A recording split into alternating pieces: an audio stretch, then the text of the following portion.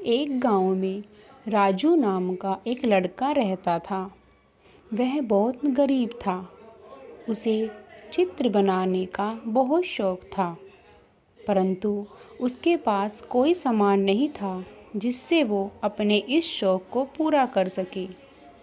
वो अक्सर अपने घर के आंगन में बैठकर नीचे धरती पर ही किसी लकड़ी से चित्र बनाता था।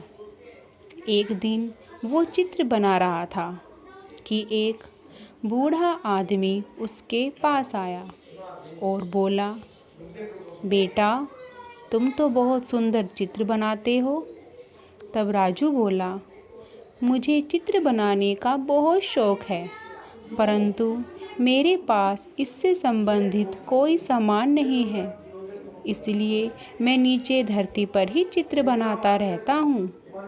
तब बूढ़ा आदमी बोला, बेटा, लो, मैं तुम्हें एक जादुई पेंसिल देता हूँ।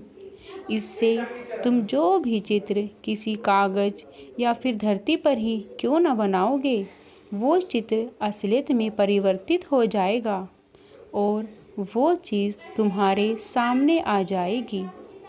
परंतु इसका इस्तेमाल तुम भलाई के काम के लिए ही करना, वरना ये पेंसिल गायब हो जाएगी और अपने आप मेरे पास आ जाएगी। और जब भी तुम्हें किसी बात का कष्ट हो तो मन में बस मुझे याद करना, मैं जल्द ही तुम्हारे पास आ जाऊंगा। ये कहकर वह बूढ़ा आदमी वहाँ से गायब हो जाता है।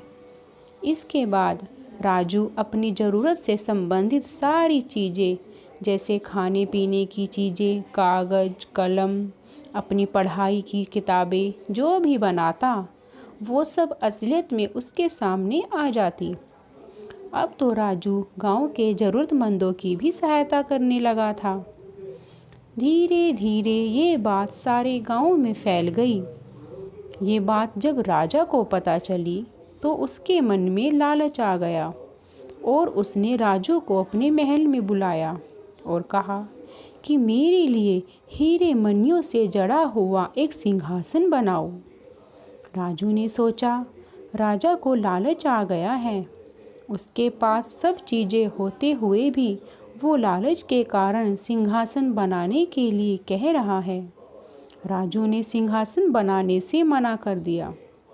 इस पर राजा ने अपने सिपाहियों से पकड़कर उसे जेल खाने में डलवा दिया। इस पर राजू बोला, रुको, मुझे थोड़ा समय दो। और उसने अपने मन ही मन में उस बूढ़े बाबा को याद किया। बूढ़ा आदमी तुरंत राजू के पास आ गया। राजू ने अपनी सारी बात बताई। तब बूढ़े आदमी राजा से बोला, आप इस पेंसिल का दुरुपयोग नहीं कर सकते। ये पेंसिल सिर्फ दूसरों की भलाई के लिए ही उपयोग में लाई जा सकती है। वो आपके पास सब चीज़ें हैं, सोने चांदी के सिंहासन हैं, फिर भी आप हीरे मणियों के सिंहासन का क्या करोगे?